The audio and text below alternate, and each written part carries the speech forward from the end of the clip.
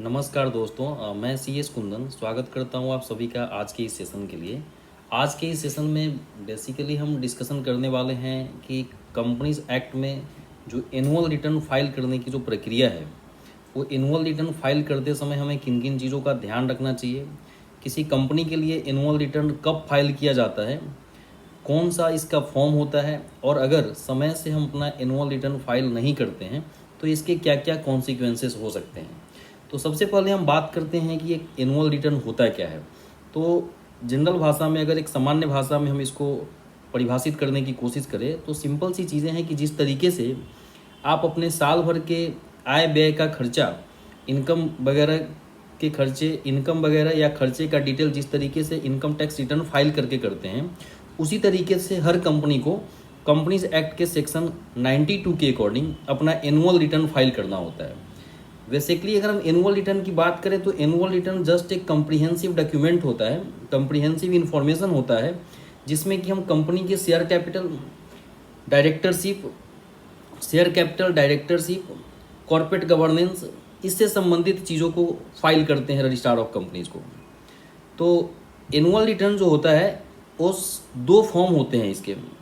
1% company और small company के लिए जो फॉर्म है वो MGT 7A होता है, और other than 1% and small company के लिए जो फॉर्म है वो MGT 7 होता है।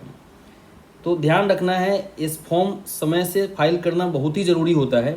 अगर इसको आप समय से फाइल नहीं करते हैं तो हम आगे डिस्कशन करेंगे कि इसके क्या क्या कॉन्सिक्वेंसेस हो सकते हैं। तो एनुअल रिटर्न क्या होता है? तो annual return is a comprehensive document which captures information of a company relating to its share capital, indebtedness, directorship, shareholding patterns, details of promoters, change in directorship during the year, corporate governance, etc. The provision of annual return contained under section 92 of the Companies Act 2013. Applicability की बात करें कि किस company को annual return file करना होता है, तो ध्यान रखें सारे कंपनियों के लिए एप्लीकेबल है। हर कंपनी को एनुअल रिटर्न फाइल करना ही होता है।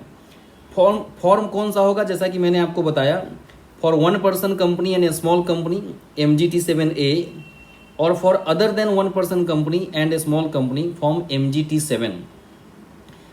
कब फाइल करना होता है, ये भी एक बड़ा इंपॉर्टेंट फैक्टर है कि एनुअल रिटर्न फाइल करने की समय अवधि क्या होती है, इसका पीरियड क्या होता है। तो जनरल जो प्रोविजन है इसका फाइल करने का जो समय होता है, कहता है कि the annual return of a company shall be filed within 60 days from the date of annual general meeting. ध्यान रखे बात, एनुअल जनरल मीटिंग से 60 दिन के भीतर हमको ये फॉर्म फाइल कर देना होता है। जनरली एनुअल जनरल मीटिंग का जो ड्यू डेट होता है वो 30 सितंबर होता है। हालांकि इससे संबंधित कुछ और भी प्रोविज़न है, लेकिन जनरली 30 सितंबर इसका ड्यू डेट होता है। तो 30 सितंबर अगर ड्यू डेट है तो उससे 60 दिन के अंदर आपका MGT 7 फॉर्म फाइल हो जाना चाहिए। उसके बाद है कि कुछ ऐसी भी कंपनी होती है जिनका पेडअप कैपिटल अगर 10 करोड़ या उससे ज़्यादा है, और अगर टर्नओवर उनका 50 करोड़ और उससे ज़्यादा है, तो उनको MGT 8 में एक कंप्लायंस सर्टिफिकेट लेना होता है किसी प्रैक्टिसिंग कंपनी सेक्रेटरी से, जो कि MGT 7 के साथ हमको फाइल करना पड़ता है। ये हर कंपनी के लिए एप्लीकेबल नहीं होता है। वैसी कंपनी जिसका पेडअप कैपिटल 10 करोड़ से ज़्यादा हो, या उसका टर्नओवर अगर 50 करोड़ या उससे ज़्यादा हो, है ना। और सारे लिस्टेड कंपनी पे भी ये प्रोविज़न लागू होते हैं, तो हमको ध्यान रखना है। इसके लिए MGT 8 एक अलग से प्रक्रिया आ जाती है। उसके बाद है साइनिंग अथॉरिटी की अगर हम बात करें तो स्मॉल कंपनी के केस में और 1% कंपनी के केस में, अगर उस कंपनी में कंपनी सेक्रेटरी नहीं है तो MGT 7A को किसी भी प्रैक्टिसिंग कंपनी सेक्रेटरी से साइन कराना जरूरी नहीं होता है। लेकिन other than 1% company and A small company, MGT 7 को क्या करना पड़ेगा? MGT 7 को अगर उस कंपनी में कंपनी सेक्रेटरी हैं तो उन्हें साइन करना पड़ेगा, और अगर नहीं है तो किसी प्रैक्टिसिंग कंपनी सेक्रेटरी से साइन कराना अनिवार्य होता है। ये भी हमको ध्यान रखना है। उसके बाद इसमें पेनाल्टी का जो प्रोविज़न है कि कितना पेनाल्टी सर इसमें हो सकता है, तो अगर सेक्शन 92 का वायलेशन होता है, यानी कि कोई कंपनी समय से अगर MGT 7 या MGT 7A फाइल नहीं करती है, तो ध्यान रखे बात, ऐसे केस में 50,000 से लेकर के 5 लाख तक का जुर्माना हो सकता है। और एक जो सबसे बड़ा कॉन्सिक्वेंसेस है, सबसे बड़ा जो पीनल जो प्रोविज़न है कहीं ना कहीं इस केस में वो ये है कि जैसे जो भी ड्यू डेट है MGT 7 या 7A का फाइल करने का जो भी ड्यू डेट है, अगर आप उस ड्यू डेट को फाइल नहीं करते हैं तो जितना दिन डिले होता है पर डे के हिसाब से 100 रुपीज़ फाइन किए जाते हैं। मतलब ये है कि अगर आज हमको फॉर्म फाइल करना है, 10 दिन के बाद अगर हम फॉर्म फाइल करेंगे तो 1000 रुपये आपको फाइन देना पड़ेगा। 1 साल अगर लेट हो जाएगा तो आपको अप्रॉक्सीमेटली 36,000 रुपीज़ फाइन के रूप में देना पड़ेगा। तो ध्यान रखना है, इस फॉर्म को समय से फाइल करना बहुत ही ज़रूरी होता है। कहीं ना कहीं बहुत बार ऐसा देखा जाता है कि छोटी छोटी कंपनियां होती है जो कि जानकारी के अभाव में इस फॉर्म को फाइल नहीं कर पाती है। फिर पता है ऐसा चलता है कि वो बिजनेस तो कर रहे हैं लेकिन उन्होंने एनुअल रिटर्न फाइल ही नहीं किया। इसके वजह से जो काम जनरल छोटे मोटे फ़ी में हो सकता था, जनरली 400 से लेकर 600 तक फ़ी लगता है, डिपेंड करता है कंपनी का ऑथोराइज कैपिटल क्या है, तो उतना में जो काम हो सकता था, है ना, उसके लिए हमें बहुत बड़े अमाउंट के रूप में कहीं ना कहीं फाइन देना पड़ता है। तो इस फॉर्म को आप लोगों से यही गुजारिश है कि समय आ गया है, क्योंकि 30 सितंबर एनुअल जनरल मीटिंग का लास्ट डेट होता है। उसके बाद से ये फॉर्म फाइल होना जनरली स्टार्ट हो जाता है। लेकिन जो कंपनी अभी तक अपना एनुअल जनरल मीटिंग ऑलरेडी कर चुके हैं वो अभी भी फाइल कर सकते हैं। आप अपने AGM से 60 दिन के अंदर इस फॉर्म को जरूर फाइल करें। ध्यान रखें बात, अगर ये फॉर्म समय से फाइल नहीं होता है तो 2 साल तक अगर कोई कंपनी अपना एनुअल रिटर्न फाइल नहीं करती है तो सेक्शन 248 के सब सेक्शन 1 में रजिस्ट्रार ऑफ कंपनीज को पावर है कि उस कंपनी को नोटिस देकर के कंपनी के नाम को स्ट्राइक ऑफ किया जा सकता है। तो इसके एक ये भी कॉन्सिक्वेंसेस है कि अगर हम समय से एनुअल रिटर्न फाइल नहीं करेंगे तो क्या होगा ऐसे केस में हमारे कंपनी को स्ट्राइक ऑफ भी किया जा सकता है। तो आप समय समय पे रिटर्न अपना जरूर फाइल करें। इससे क्या है कि एक गुड गवर्नेंस होगा और आपको भी अपने बिजनेस करने में सहूलियत होगी और जो नॉन कंप्लायंस कॉस्ट है कहीं ना कहीं रिड्यूस होगा। तो आई होप कि आप सभी को समझ में आया होगा कि कंपनी का एनुअल रिटर्न क्या होता है। जनरली अगर इस फॉर्म के हम कंटेंट की बात करें कि इस फॉर्म में होता क्या क्या है, तो जनरली इस फॉर्म में बेसिक इन्फॉर्मेशन होता है कंपनी के बारे में, जैसे कंपनी का सीन, कंपनी का नाम, रजिस्टर्ड ऑफिस, उसके बाद कंपनी का पैन नंबर क्या है वो भी इसमें डालना होता है।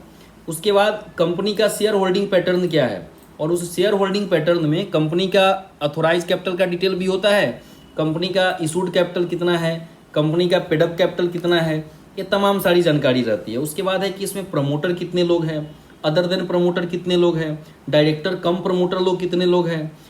उसके बाद कंपनीज एक्ट में कुछ कमिटीज़ के बारे में भी प्रोविज़न है, जैसे 135 में, सेक्शन 135 में CSR कमेटी की बात कही गई है, कॉर्पोरेट सोशल रिस्पॉन्सिबिलिटी कमेटी की बात कही गई है। तो जिस कंपनी पे एप्लीकेबल होगा उसके बारे में हमें यहाँ जानकारी देना होता है। उसके बाद अगर हम बात करें सेक्शन 177 का, जो ऑडिट कमेटी की बात करती है, अगेन जिस कंपनी पे भी ऑडिट कमेटी एप्लीकेबल होगा उस कंपनी को अपने MGT 7 में यानी कि अपने एनुअल रिटर्न में उसकी जानकारी देनी पड़ेगी। सेक्शन 178 में नॉमिनेशन एंड रेम्यूनरेशन कमेटी और स्टेक होल्डर रिलेशनशिप कमेटी है। अगेन जिस कंपनी पे भी वो एप्लीकेबिलिटी होगी उस कंपनी को उसका इंफॉर्मेशन देना पड़ेगा। तो कहने का ये मतलब है, डिपेंड करता है कि एप्लीकेबिलिटी क्या है, उसके अकॉर्डिंग कहीं ना कहीं इन्फॉर्मेशन कम्प्रीहेंसिव होता चला जाता है MGT 7 में। तो स्मॉल कंपनी और OPC में जनरली बहुत ही कम इन्फॉर्मेशन होता है, इसीलिए स्मॉल कंपनी और OPC के लिए अलग से फॉर्म है, दैट इज MGT 7A, और बाकी कंपनियों के लिए जो फॉर्म है वो MGT 7 है। ठीक है, जैसा कि मैंने शुरू में ही आपको बताया है। उसके बाद इसमें अगर कोई पनिशमेंट वगैरह हुआ है, अगर कोई पिनल एक्शन वगैरह लिए है, कुछ अगर कंपाउंडिंग ऑफ ऑफेंस हुआ है, तो ये तमाम सारी जानकारी हमको एनुअल रिटर्न में देना होता है। ड्यूरिंग द ईयर डायरेक्टरशिप में चेंजेज हुए हैं उसकी भी जानकारी देनी होती है।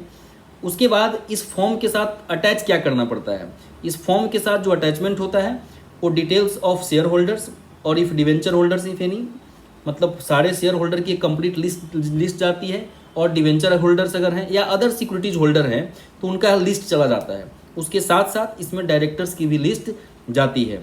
उसके बाद इस फॉर्म को हम फिल करके MCA में फाइल कर देते हैं, जो भी फीस होता है उसके फीस के साथ हम ROC को फाइल कर देते हैं। आई होप सो कि आपको समझ में आया होगा एनुअल रिटर्न क्या है, और इसको फाइल करना समय से बहुत ज़रूरी है। अगर आप नहीं करेंगे फाइल तो इसके कॉन्सिक्वेंसेस है कहीं ना कहीं सही नहीं है। तो आई होप कि आप लोग भी अपने कंपनी का एनुअल रिटर्न समय से ज़रूर फाइल करेंगे। तो थैंक यू सो मच, आज के लिए बस इतना ही, फिर मिलते हैं नेक्स्ट सेशन में।